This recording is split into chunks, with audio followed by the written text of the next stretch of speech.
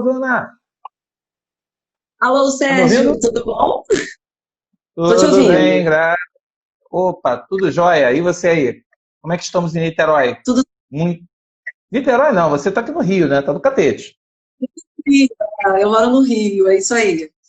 Aí fica alternando.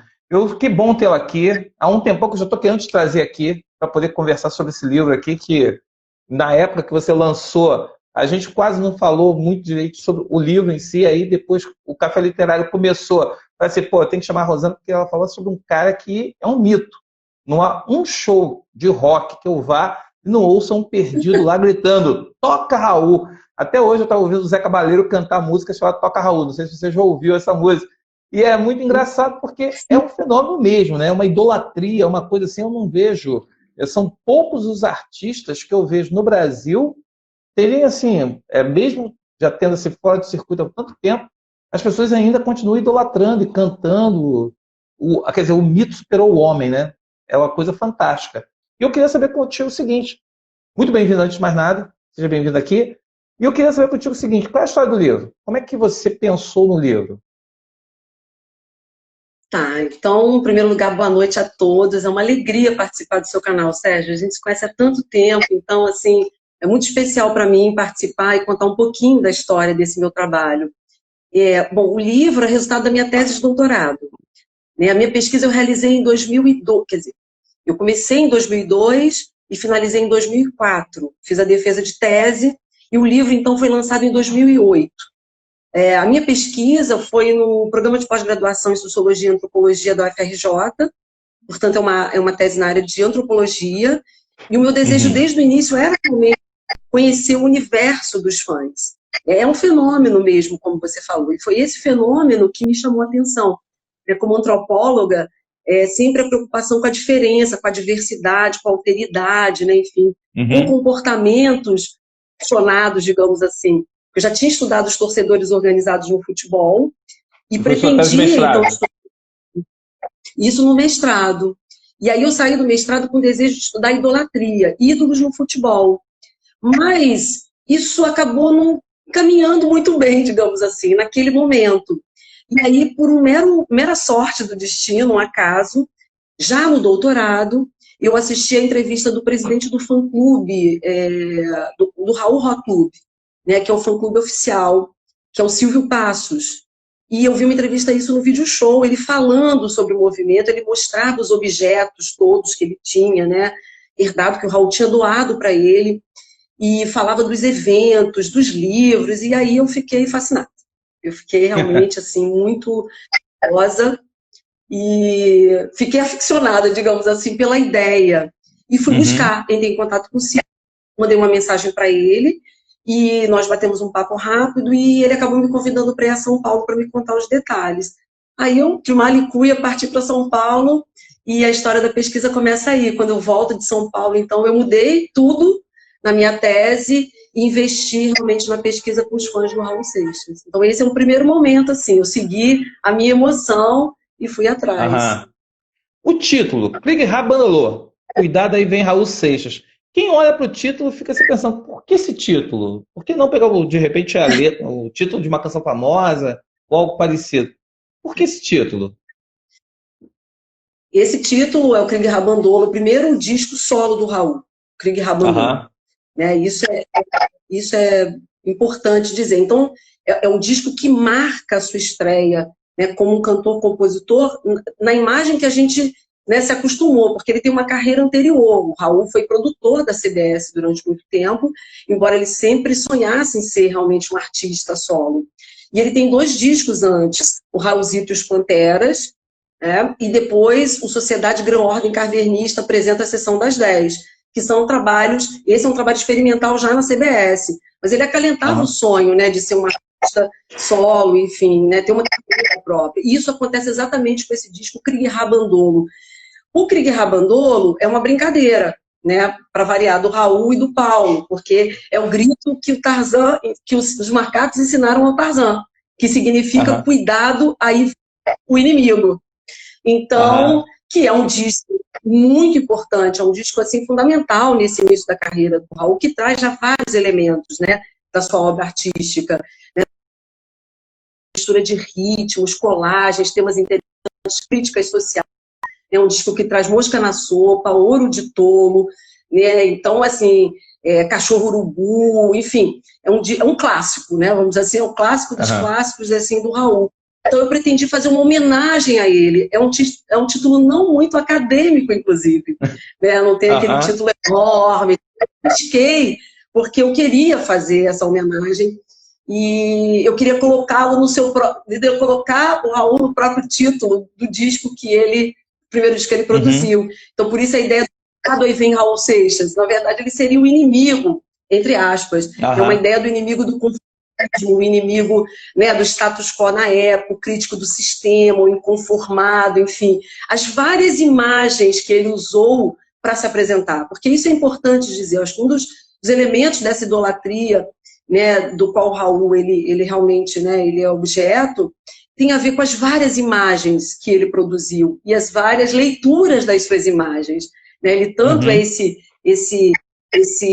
inimigo que chega, né, para desestabilizar, para contestar, para fazer a diferença, que não aceita classificações, que não está à esquerda, não está à direita, que, enfim, que não quer fazer música para universitário, aquela coisa toda, quanto ele é o guru do disco Guita, que é o segundo, que aí já vem de boina, tipo um Che Guevara, com o dedo levantado, e é um disco que ele fala de uma nova era, novo tempo. Então ele traz ali já mensagens muito libertárias, né, falando sobre a possibilidade de uma sociedade alternativa. A canção tá lá, inclusive. Tem o Guita, né, que é uma música super importante. Então, eu acho que a idolatria passa exatamente por várias dessas faces que ele tinha, mas ao mesmo tempo desejando não se fixar em nenhuma delas. Eu acho que essa é uma boa ideia de falar dos fãs, né? Porque eles são muito diferentes também. Como que você viu essa questão dos fãs, né? Sim. Porque tá picotando, isso eu acho que aqui. Tá um pouco. Tá me ouvindo bem? Mas eu tô te ouvindo. Então, o universo dos fãs... Pode ir. O universo dos fãs, ele é muito plural. Isso é uma primeira aprendizagem, né, do meu trabalho. Um primeiro elemento importante. Existe uma visão de senso comum, né, predominante, que circula na sociedade, que tem a visão do fã como um alienado, né, um obcecado, ou um indivíduo problemático, patológico. Então, uma visão unívoca, né, é uma entidade, é como se o fã fosse igual em todo e qualquer lugar, né, sempre com os mesmos comportamentos. É claro que você tem comportamentos patológicos, por exemplo, se a gente pensar no Mark Chapman, né, que assassina o John Lennon, por exemplo, seria bem dentro de um certo, né, enquadrando um certo tipo ideal, um certo modelo, né, problemático de fã. Na verdade, eu diria que são exceções, né, porque você vai ter assim, um comportamento muito variado do fã em relação ao seu ídolo. Então, isso eu aprendi na pesquisa, porque nós temos aí nesse universo bastante rico pessoas que se identificam por diferentes maneiras, ou de diferentes formas com ele, gostam de diferentes coisas, digamos assim. Né? Então, reverenciam, admiram, mas, por exemplo, alguns se consideram mais transgressores, são mais encantados com aquela postura do Raul mais rebelde, enfim, né, que está sempre contestando tudo. E também essa coisa mais dionisíaca, talvez, do Raul, né, enfim, um pouco aquele jeito debochado, irônico, a questão da bebida, né, a questão das drogas, a questão do limite, sabe, do viver sem pensar nas consequências, né, viver intensamente a vida, enfim, sem pensar nas consequências efetivas. Por outro lado, você vai, que eu chamei na minha tese de Raul maníaco. E, por outro lado, você tem um que se autodenomina de Raul seixista, que aí é um outro comportamento, é um outro estilo, é uma outra forma de identificação, e que tem muito mais a ver com as mensagens, com o conteúdo das mensagens, que vê do Raul como portadora de significados. É como se ali você pudesse encontrar, né, caminhos, sabe, possibilidades de você entender o mundo e entender a si mesmo. Correto. Essas classificações que eu estou usando, eu vou dizer, elas têm a ver com a pesquisa que eu fiz. Eu não estou dizendo que seja assim sempre em todos os lugares, muito embora Raul seixista seja uma teoria que atravessa o tempo. Até hoje eu tenho contato, eu faço parte de várias redes, enfim, eu convivo, né, com vários fãs, eu faço parte do movimento hoje no Rio, e é uma categoria importante de autodefinição. Mas mesmo essa categoria, ela é diferenciada, as pessoas se você perguntar por que você é Raul Seixista, eles vão trazer diferentes significados para isso também, interpretações. Mas o mais importante é que tem a ver com uma ideia de divulgação da obra, de preservação disso, uma ideia de um funk pesquisa, que vê na obra do Raul Seixas a possibilidade de você ter outras compreensões do mundo. Então, é muito legal, mas sem hierarquizar. Foi o que eu encontrei no meu universo. Qual foi o meu universo de análise? Na época, eu participava de um grupo virtual, a Comuna Raul Seixística. Eu tive uma sorte muito grande que é presidente do fã-clube, ele criou essa lista um ano antes de eu começar a pesquisa. Então, quando eu comecei a pesquisar, comecei a fazer esse campo virtual primeiro. E ali, eu tive a possibilidade de conhecer fãs no Brasil inteiro. Eu conheci pessoas de diferentes gerações, isso foi uma coisa que já me chamou muita atenção. Pessoas, obviamente, que conheceram o Raul, que acompanharam a sua trajetória enquanto ele era vivo, né, anos 70, 80, e pessoas muito jovens que sequer tinham visto um show do Raul. Isso é incrível, né, esse trabalho aí de transferência. Isso eu acho ele, eu considerava um fenômeno. Por que considero? Porque na época da pesquisa, em 2002, estava completando 13 anos da morte do Raul. Então, a minha pergunta é, nossa, como é que pode, né, 13 anos depois, você ter tantas coisas acontecendo, se você não vai ter mais um novo disco, você não vai ter um show, né? Então, o que faz é mover o que pessoas. Então, ali na lista, eu tive a possibilidade de perguntar para elas, e tive a possibilidade de conviver com as pessoas também, de classes sociais diferentes, de origens diferentes, enfim, com visões de mundo muito diferentes. Então, eu aprendi muito na Comuna. E ali, depois eu tive a chance de entrevistar algumas pessoas aí, né, mais no campo real, e participei de eventos. Então, eu conheci muito a cena de São Paulo, e lá eu primeiro participei de eventos, porque tem muitos covers em São Paulo. Os covers, eles têm um papel fundamental na preservação. Eu não saberia, assim, dizer para você hoje no Brasil, porque, né, é infinito, é uma coisa impressionante. Mas lá em São Paulo eu assisti muitos shows, então ali eu tive aquele contexto, sabe, de um show idealizado, né? De ver as pessoas, a ação delas, com os covers, como é que alguns são idolatrados como se fossem o próprio Raul, que naquele momento, quando olham, sabe, tiram foto, agradecem, veneram, assim, cria um momento mágico, digamos assim. Outros nem tanto, tem mais distanciamento, mas esses eventos são muito espetaculares, para você sentir um pouco dessa atmosfera, sabe, em relação ao artista que está morto, né, mas que está vivo, porque de uma certa maneira o que eu fiz foi exatamente com a vida após a morte. É o que eu faço até hoje. É uma coisa meio Elvis, que é né? Isso? O Elvis também tem essa coisa do cover, que ajuda a manter o mito Elvis vivo, e várias pessoas pagam para ver o cover do Elvis, e tem uma escolha para uma fase específica do Elvis. Aquele Elvis de Las Vegas, já na fase decadente. A sua conexão está travando. Está travando aí. Alô? Eu estou Você está me ouvindo bem? Você está me escutando? Eu estou. É porque a sua está picotando. Você quer desconectar e voltar para ver se melhora a conexão? Sim. Só para poder chegar. Oi. Agora eu acho que melhorou. Oi, Sérgio. Ai, tomara. Oi. Não, porque estava congelando e estava picotando, aí estava se perdendo muita fala. Muita coisa estava se perdendo. A gente parou quando eu estava falando que isso acontece muito com o Elvis. Que muita gente vai a Las Vegas assistir o show. E você falou de muitos covers. E assim como Elvis, os covers escolhem o momento já de final de carreira, essa identificação de muitos covers é com essa fase do Raul rebelde, barba desganhada, aquele cabelo desganhado, o jaquetão de couro. Isso daí é essa fase hedonista dele, né? Já é uma fase que tenta capturar que é o momento da rebeldia, ou não? Não é só a rebeldia. Eu acho que isso é que é interessante no Raul, e talvez um elemento mais do que... Porque geralmente o cover, ele tem um conhecimento realmente profundo dessa obra.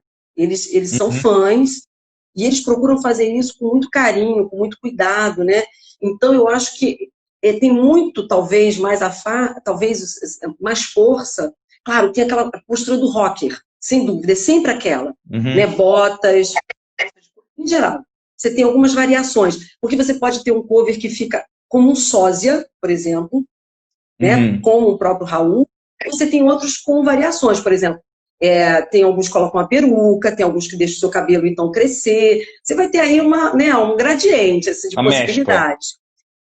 No horizonte, essa ideia da atitude rocker, eu acho que ela é importante, e uma segunda, essa ideia do profeta, talvez não dos profetas, mas de um guru, você entende? Daquele que traz novidades, um porta-voz de novidades. Essa eu acho que é talvez a imagem mais forte. Então não é um momento exato de carreira, muito embora se a gente pensar, é claro que essa persona está muito ligada ao início, 73, 74, sobretudo. Krieg Rabandolo o primeiro e o segundo Gita. Eu acho que é uma fase, um momento importante onde ele está se projetando e trazendo exatamente essas imagens, né? Que ao longo da carreira, ele deixou lá em 82, ele está lá sempre com aquela postura rock, enquanto ele aguentou, né? Porque o alcoolismo foi realmente um grande algoz, né? Enfim. Mas a sua atitude rocker estava sempre ali. E detalhe, tem uma coisa importante que chama atenção, né? Que geralmente no final dos shows o Raul ele finalizava lendo, né, o manifesto do Liberóis, né? Que é o manifesto da sociedade alternativa. Todo homem tem o direito de. Isso assim até o final da vida, nos últimos shows com o Marcelo, uma marca dele. Então mesmo depois de passado tanto tempo, mesmo no final da carreira, esse era um momento importante. Né? A sua mensagem, ele continuou, você entende, marcando, né, aquela característica. Eu acho que isso influencia os covers, que geralmente eles fazem isso também, fazem a leitura, né, enfim, nos seus shows. Então, são momentos muito especiais, eu diria, e aí eu queria falar disso que eu acho que é muito importante, de criação do laço social. Né? Porque se você me perguntar, é um fenômeno, mas o que ele tem, assim, de importante, se a gente pensar do ponto de vista social e cultural? São lugares de preservação da memória, de divulgação, né, e de você ter essa oportunidade de fazer circular ideias. Mas dois, tem uma coisa muito legal, que é de criar o laço social, você entende? As pessoas se encontram, elas trocam ideias, enfim, pessoas que se conhecem, se reencontram. Então, é um lugar de sociabilidade muito importante. Esse fã do Raul Seixas, mais devoto, né, ou Raul Seixista, como eu falei, eles procuram esses lugares, né, para que eles possam trocar com pessoas que se sentem com eles, né? E, a partir dali, criar outros eventos e chamar mais pessoas, enfim, porque tem uma ideia realmente de você difundir isso por todo o país, enfim, trazer um maior número de pessoas. É como se eles fossem os divulgadores da obra, entendeu? Personagens importantes na continuação desse processo. Então, é por isso que eu considero um fenômeno muito especial. E tem um momento que, talvez, desses todos, além dos espaços, por exemplo, dos covers, são os bares. Alguns bares são muito importantes como pontos de encontro. Aqui no Rio, durante muito tempo, o Néctar de Grande foi um espaço dessa natureza. Mas nós temos outros bares, eu não vou falar aqui, enfim, porque são muitos, onde as pessoas promovem esses encontros. Em São Paulo tem o Bar do Cacá, que é considerado QG, assim, que é um lugar importantíssimo onde acontecem eventos. É um bar do Raul Seixas, entendeu? É um lugar de peregrinação e um ponto turístico também, onde sempre acontecem eventos, enfim, lançamento de livros, shows, etc. Então, mas além desse, tem a passeata. Eu quero falar da passeata porque eu acho que talvez o que está mais expresso... Esse é um evento, né? É a passeata, que é a capa do livro, do Krieg Rabandolo, que é a passeata que acontece todos os anos em São Paulo. Exatamente. Essa é a foto, né, de um desses eventos. A passeata acontece todo 21 de agosto de 1980, todo ano, em 21 de agosto. Porque é uma homenagem à morte, à data de morte, né, do Raul Seixas, que foi em 21 de 1989. Completamos 30 anos, ano passado, né, passaram já, então, os 30 anos, né, da morte do Raul. Então, essa passeata acontece sempre no mesmo dia, 21 de agosto, sempre no mesmo lugar, há uma concentração, que é no Teatro Municipal, no centro da cidade de São Paulo, e às 6 horas em ponto, né, como uma procissão, né, enfim, há uma marcha, uma caminhada até a Praça da Sé, parando o trânsito, né, da Grande São Paulo, e as pessoas param, é incrível isso, né? Existe hoje um apoio da prefeitura, conhecido, mas quando eu fiz a minha pesquisa ainda era alguma coisa que era feita ali na colaboração, né? Mas acontecia sempre acontece tudo com uma paz muito grande, numa tranquilidade. As pessoas atravessam cantando. cantando, aplaudindo, né? Às vezes tem carro de som, tem rodas de violão, as pessoas levam seus violões, e aí você tem aquela caminhada, né? Aquela reverência até a Sé, e aí nos edifícios as pessoas já sabem, tem papel picado, né? As pessoas aplaudem, realmente uma comoção, é muito bonito, né? De se ver, de se viver. E na Sé, então, você tem o ápice, né? Aquele momento realmente em que você tem, hoje tem palco, da prefeitura nem sempre teve, isso também é objeto de muitas controvérsias e debates. Como se diz, o Raul não pertence a ninguém. Né? O Raul, ele é de todo mundo, então nenhum partido, nenhuma corrente. Os fãs sempre defendem essa liberdade, né? E a garantia de que o Raul continue sendo essa expressão para todos, né? E não para um grupo só. E, enfim, mas o fato é que tem esse palco e ali acontecem shows de covers, enfim, de artistas, de bandas que se apresentam, e aí a grande homenagem, né, a culminância desse evento. Então é um evento ritualístico, de preservação da memória, de circulação e de produção de novos fãs, eu diria, porque ali, né, os pais levam seus filhos, que levam seus amigos. Então, e acaba se renovando. Se renovando. É isso, fazendo novos coletivos. Então, um sentido social muito grande, eu diria. Rosana, nosso tempo aqui de café no YouTube acabou. E eu queria agradecer, nesse primeiro momento, por esse livro aqui. Onde que o pessoal pode encontrar o livro? Na internet? Onde, basicamente? Sim, disponível em várias livrarias, enfim, pode ser pedido diretamente na editora Sete Letras, só digitar e tal que vai encontrar, enfim, ainda tem disponível, e tem várias outras livrarias virtuais, assim. Ficaria muito feliz, assim, nas pessoas lerem e darem aí o seu recado também. E comparecer aos eventos do Raul. E outra coisa, você lançou um segundo livro. Você lançou um segundo livro sobre o Raul, aí já em parceria. Qual o nome? Esse livro, não sei se dá para vocês verem, o Raul Seixas Estudos Interdisciplinares. Está conseguindo visualizar? Só um pouquinho, porque a imagem está meio bagunçadinha aí. Estudos Interdisciplinares. E ele já está esgotado, né? Ele já foi lançado e esgotou, ou não? Esse sim, esse está esgotado, porque esse livro, ele é uma iniciativa minha e da Juliana Bonizio, que é professora da Universidade Federal de Mato Grosso. A gente queria prestar uma homenagem ao Raul em 2014. Assim, a gente estava assim, muito animada, né, com a ideia de fazer um livro, porque em 2014 nós estávamos ali comemorando os 25 anos, né, celebrando os 25 anos. Então nós tivemos a ideia de homenagem. Esse é um livro com textos acadêmicos, reunindo assim, pesquisadores da temática, assim, do universo, né, do Raul Seixas, pesquisadores de vários de conhecimento, isso é importante. Então temos assim, serviço social, literatura, história, sociologia, antropologia, literatura. Várias áreas ali se encontrando. Isso. Mestrado e doutorado, sempre pesquisas, ou do mestrado ou doutorado. Nós entendemos que era a nossa contribuição para o movimento Raul Seixista, assim, divulgar a produção acadêmica, né? Mostrar como que o Raul no campo acadêmico também ele é um fenômeno, digamos assim, né? Enfim, e hoje em dia muito mais livros. E aí nós fizemos uma campanha na internet e conseguimos fazer uma tiragem pequena, mas que foi um enorme sucesso. E aí nós lançamos em 2015 e esgotou, mas tem disponível. Esse livro, nós, em função disso, nós disponibilizamos na internet, está na academia.edu. É só procurar. Que bom. Que bom. Isso é muito bom. Pessoal, agora o que eu estou falando aqui, eu estou interrompendo porque esse programa, essa primeira parte vai ficar lá no YouTube e você vai ficar assistindo do Café Literário do YouTube. A partir desse momento, você agora pode conversar com a Rosana. Então, eu estou me despedindo dela só para o YouTube, porque agora aqui para o IGTV a jornada está aberta para você fazer sua pergunta de fã. Se você é fã do Raul Seixas, agora é a hora de liberar o seu lado fã e fazer sua pergunta para a Rosana, que ela vai tirar dúvidas, perguntas.